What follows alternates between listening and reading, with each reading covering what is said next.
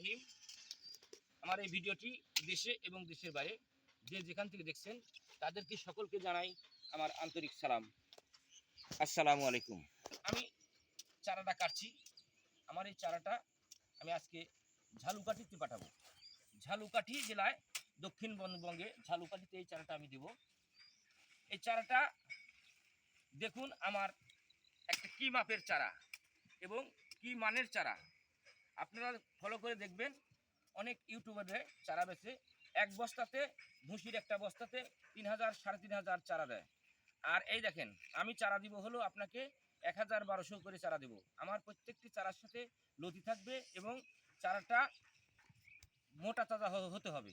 হ্যাঁ, যদি আচ্ছা অনেক ছোটো চারা লাগান হবে না তাও না হবে, কিন্তু ওই যে ইউটিউবে বলে 40 দিন 60 দিন এর মধ্যে লতি হবে না, ওগুলিতে হবে না।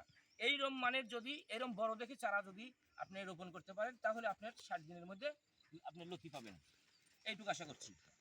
তবে বিভিন্ন জায়গার বিভিন্ন রকমের ভিডিও দেখেন, আমার অসুবিধা নাই, দেখবেন এবং বুঝে শুনে অরিজিনাল লতিরাজ কচুটা দেখে আপনারা সংগ্রহ করতে পারলে লাভ হবে। কারণ এটা অত্যন্ত একটি লাভজনক চাষ। এই কৃষি চাষের মধ্যে ধান গম পাট যাক বলেন তার সাথে লতিরাজ কচু চাষ করে অনেক লাভবান হওয়া যায়। কারণ প্রতি সপ্তাহে 1 বিঘা জমিতে আপনার হলো 6 থেকে 8 মণ লতি প্রতি সপ্তাহে উঠে।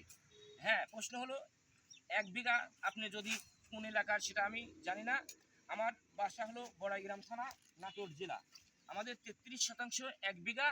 এই 33% 1 বিঘা জমিতে প্রতি সপ্তাহে আমার 6 থেকে 8 মণ লতি উঠে। আমার যা উঠে আমি সেটাই বলবো। হয়তো অনেক ইউটিউবে দেখি 15 মণ 18 মণ 20 মণ 10 মণ 12 মণ, যে যার হয়তো ফলে সে তাই বলে। আমার অত হয় না, আমার 6 থেকে 8 মণ 1 বিঘাতে লতি হয়, আমি সেই কথাই বলছি এবং সেটাই। আপনি আমার জমিতে আসবেন, দেখবেন আমার কথার সাথে মিল পড়ছে কিনা। আপনি যদি পারেন যে জেলার থেকেই হোক, আসা যাওয়ার খরচটা খুব বেশি বড় কিছু নয়। আপনি যদি একটি চাষ করেন তাহলে তাতে লস না খান, অরিজিনাল সরজমিনে আসবেন, দেখবেন, বুঝে শুনে চারা ক্রয় করবেন এবং রোপণ করবেন, এইটুকুই। ভালো থাকেন, সুস্থ থাকেন, এই কামনায়। আল্লাহ হাফিজ।